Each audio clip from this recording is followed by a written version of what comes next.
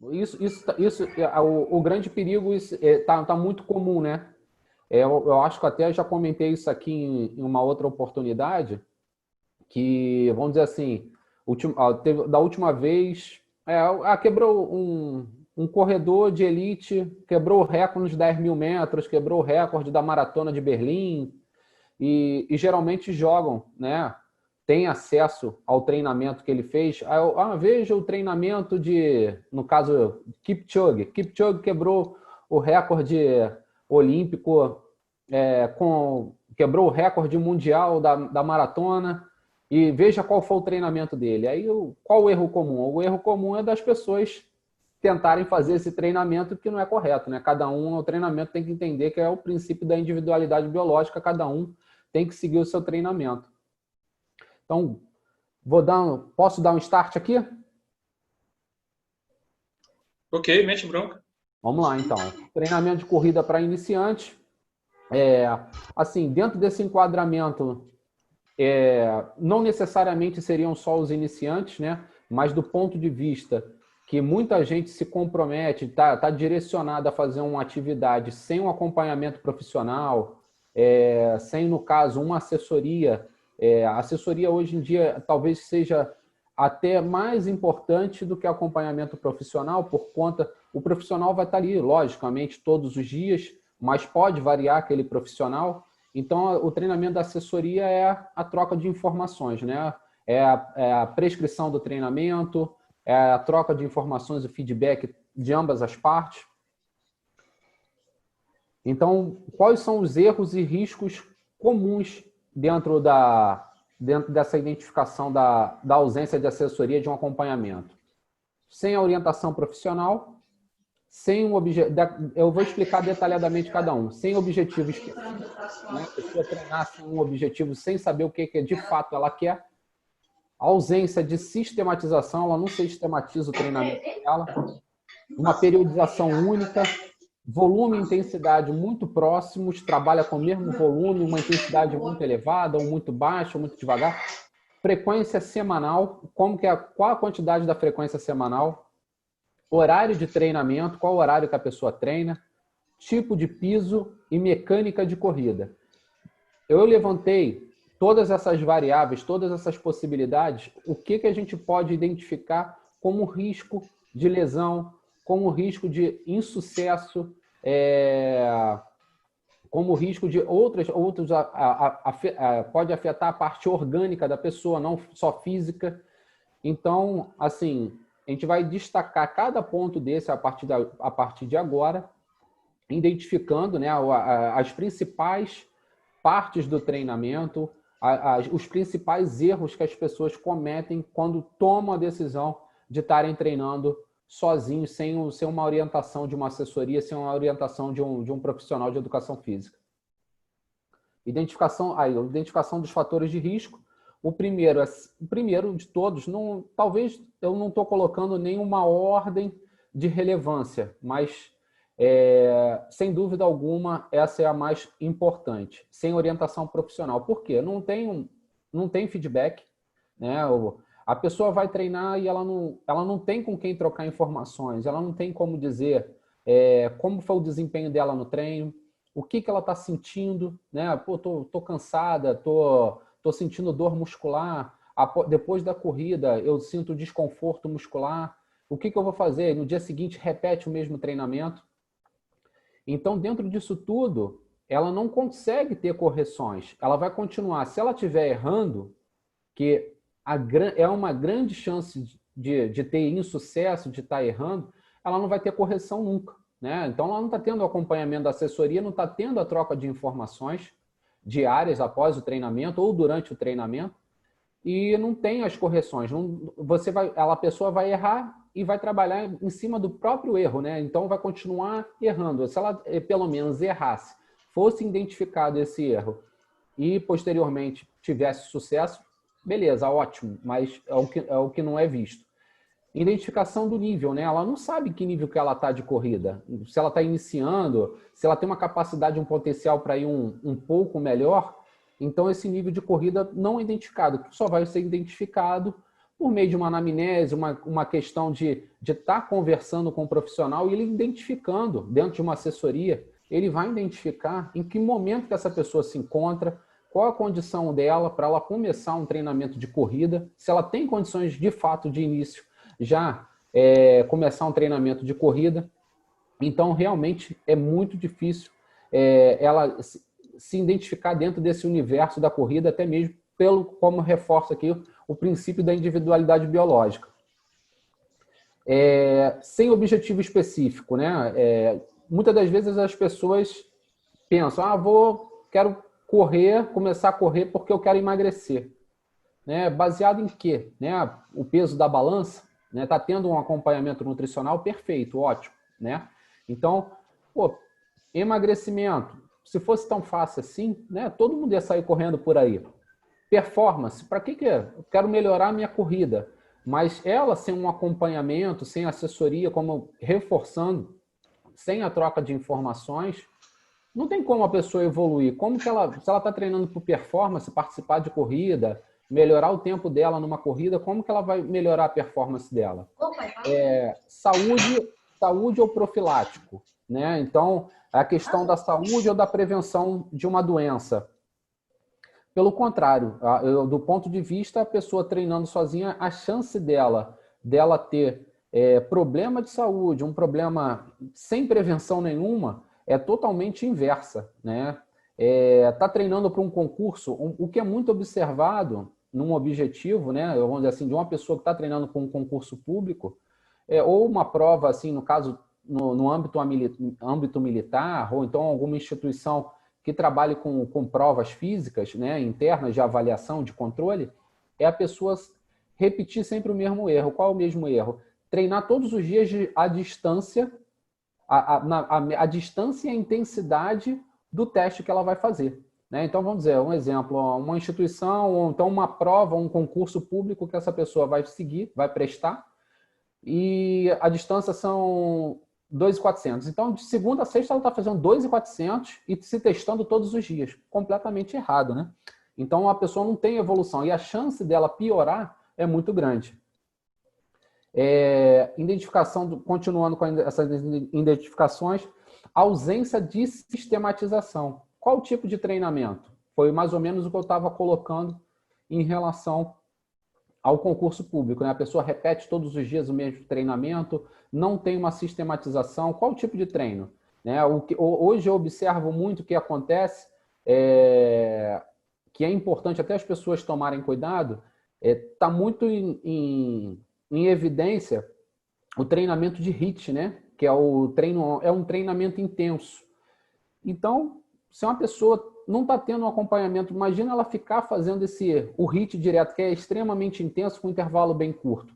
O tipo de treinamento ideal, né, para uma pessoa que talvez esteja sem a assessoria, sem acompanhamento profissional, é o treinamento intervalado e contínuo. São os dois, né? Você saber intervalar o treino, correr e caminhar, e assim, como não é uma receita de bolo, como eu sempre falo aqui, mas é você fazer esse treinamento intervalado. Então, é muito comum a gente ver as pessoas correrem direto, né? E o outro ponto importante da sistematização de um treino é a divisão do treino.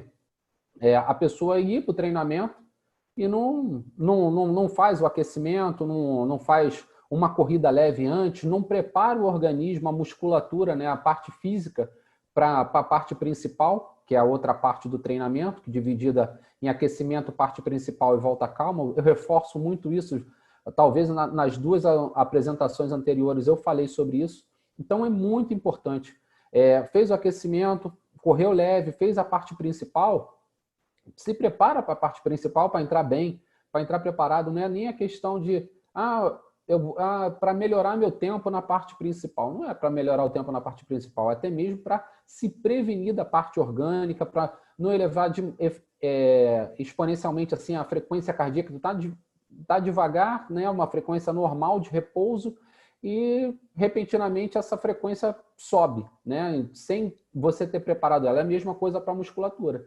De repente é um dia que não está favorável, a pessoa acaba tendo uma lesão muscular.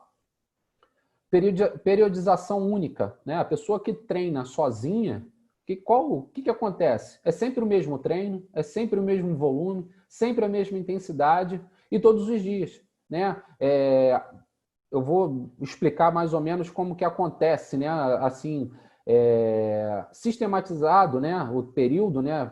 Da periodização existe um período de pré-temporada, que é um período básico. A pessoa se prepara para toda a temporada. Vamos dizer assim, imagina que ela tem uma corrida importante daqui a 6 meses. Então, ela vai fazer um período de pré-temporada, que a gente chama período básico. É um período que ela faz o fortalecimento, ela trabalha valências motoras, valências físicas, tipo resistência, velocidade. Então, o direcionamento, o fortalecimento e o aprimoramento dessas valências, eles são priorizados nesse momento. Para quê? Para suportar cargas superiores, fazer um trabalho melhor, evitar lesão lá na frente.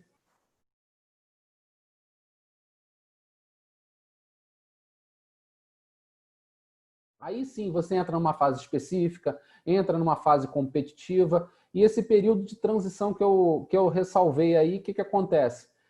Muitas vezes não tem, né? Quando vai ver, a pessoa está o ano inteiro treinando forte, sem descanso. E esse período de transição, às vezes as pessoas não costumam entender que é necessário, é oportuno. Às vezes, no máximo aí, 3 semanas, vou chutar umas 3 semanas de vai fazer um caiaque, vai remar, vai fazer uma caminhada, nadar, fazer alguma coisa que está fora da rotina, do cotidiano, daquele período que ela fez todo esse processo pré-temporada específico competitivo. Faz a transição para iniciar um novo processo, para se preparar para uma nova etapa, né? Para um novo objetivo que seja estabelecido. E isso não acontece, é treinamento em bloco único, a pessoa treina direto. E o que acontece? Sucessivo possibilidade de lesão, insucesso de objetivo, né? Então, tem que prestar muita atenção nisso. Volume e intensidade. Considerar esse princípio. Por que esse princípio? Esse princípio é um dos princípios da educação física, né? Volume e intensidade. Tem que ter essa interdependência. Quanto maior o volume, menor a intensidade. Quanto maior a intensidade, quanto menor o volume, maior a intensidade. E geralmente o que acontece? Ambos estão elevados. Risco de lesão, risco de não completar treinamento, risco de não ter o objetivo atingido. Ou então os dois são reduzidos demais. O que acontece? A mesma coisa, não atinge o objetivo, não melhora a performance, né? E qual o intervalo a ser trabalhado? Cada um tem o seu intervalo, né? É o princípio da individualidade biológica. Cada um tem o seu intervalo. Como que vai identificar isso? Pela frequência cardíaca? Pela percepção de esforço? Então, cada um tem a sua maneira ali de estar percebendo. O profissional vai perceber esse momento, vai identificar e vai trabalhar em cima do intervalo. O intervalo é muito importante, até mesmo pelo segredo de você condicionar a pessoa, né? Fazer um trabalho de condicionamento, seja como uma ferramenta de estimular o aumento da velocidade, dar mais resistência à pessoa, demanda metabólica. Frequência semanal. Quantas vezes a gente vê a pessoa aí tá com ânsia de vitória, de melhorar os resultados pessoais e treina direto, né? De domingo a domingo, vai sem descanso de segunda a sábado, não tem um intervalo de 48 horas, que o ideal ainda mais quem está iniciando o treinamento de corrida, tem que ter um intervalo de 40 horas, não tem como correr todos os dias. Isso vai depender muito da evolução. A qual momento que eu vou correr todos os dias?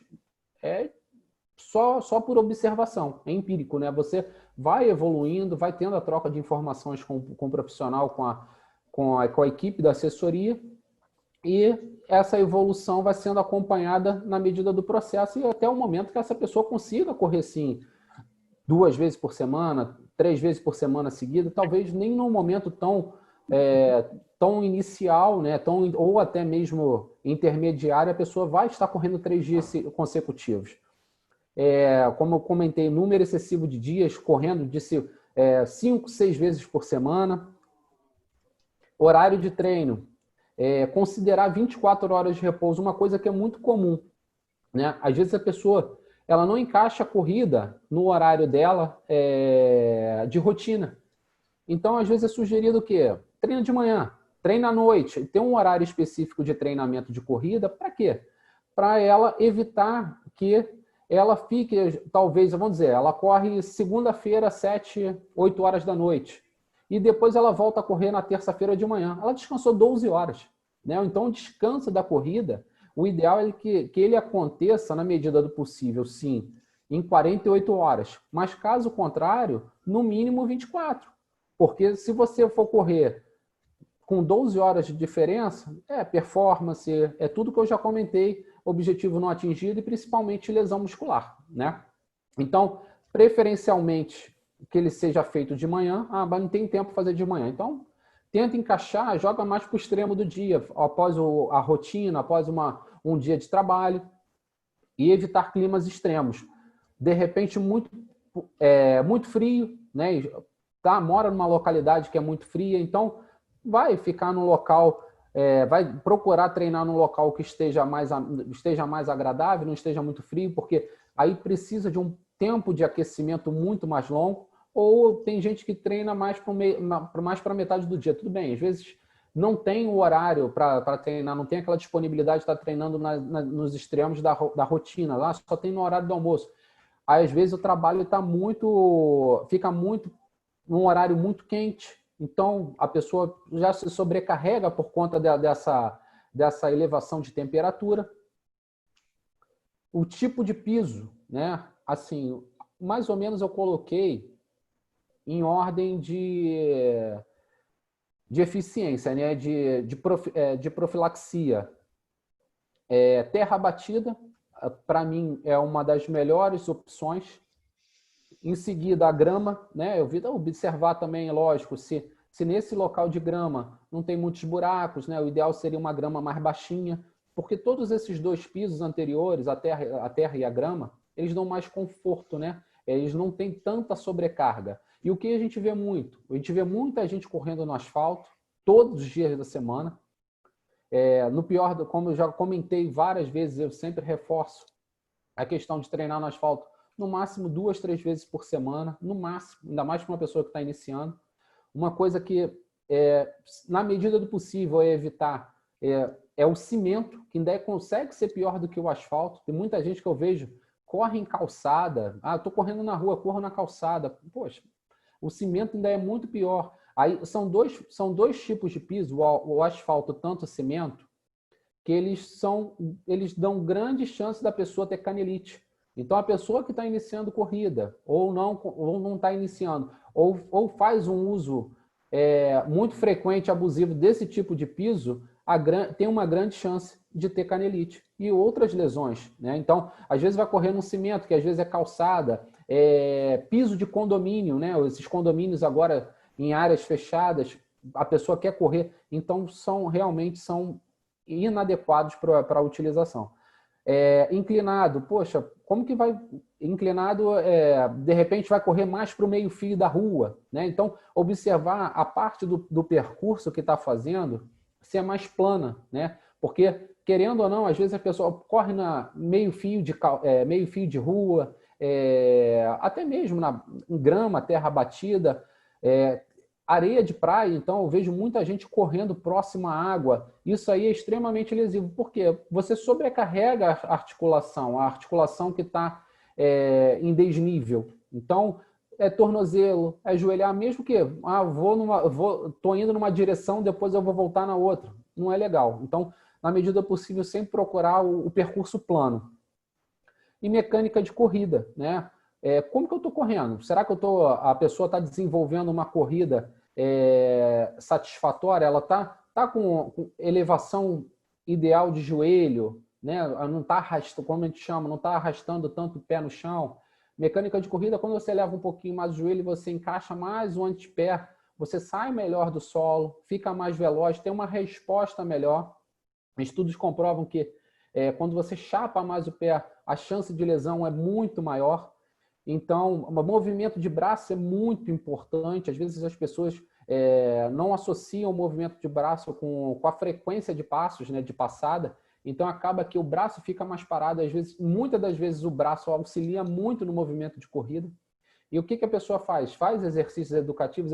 Exercícios educativos são exercícios que vão melhorar o movimento, o gesto motor da corrida propriamente dito. Não é simplesmente sair e correr, né? Melhorar uma postura, elevação de calcanhar próximo ao glúteo, não é tão fácil, não é tão fácil dizer da maneira que eu estou falando, mas rotineiramente falando, rotineiramente executando, tendo um processo evolutivo bom, a pessoa vai melhorar a mecânica de corrida dela. E a gente não vê isso, né, com a pessoa que está fazendo o treinamento sem assessoria, sem uma orientação profissional. Às vezes, muitas das vezes, hoje em dia, a gente pode observar muito a minha empresa, né, a Olímpia, a gente faz muito sobre isso.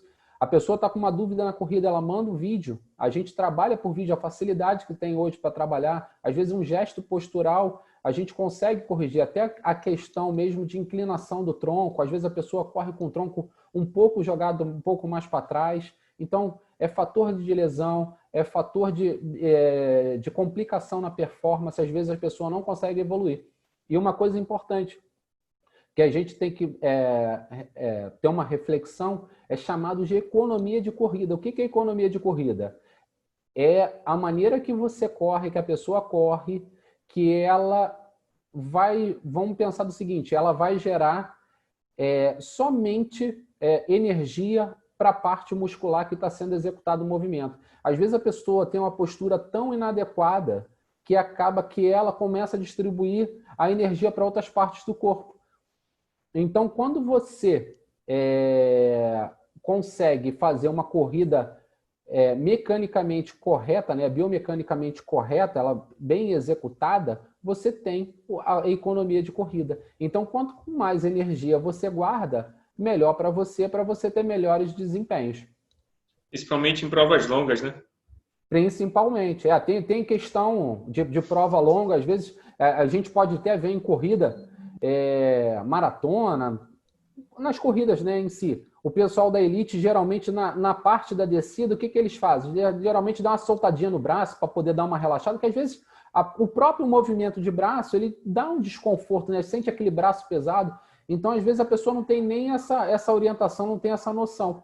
Às vezes, a questão de um movimento de braço, um braço um pouquinho mais curto trabalhando, às vezes a pessoa corre com a mão muito rígida, com a mão muito fechada. Isso tudo, você gera energia para uma outra parte do corpo que ela não está precisando. Você precisa o quê? Precisa de perna, né? de membros inferiores para se deslocar. E pulmão para fazer a parte cardiorrespiratória, pulmão e coração. Então, isso tudo...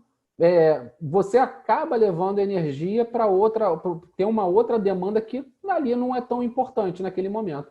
Então, ficam aí as reflexões, né? A pessoa que faz todo esse trabalho, é importante ela avaliar, será que está valendo a pena mesmo eu continuar meu treinamento sem uma assessoria? Vale a pena mesmo eu continuar meu trabalho sem um acompanhamento profissional? Então, eu trouxe vários erros que são cometidos, várias dicas que podem, a partir dessas dicas podem ser solucionadas, e a principal, né? Procurar uma ajuda de um profissional, de uma assessoria esportiva. Aí eu deixo aberto aí para as dúvidas dos amigos.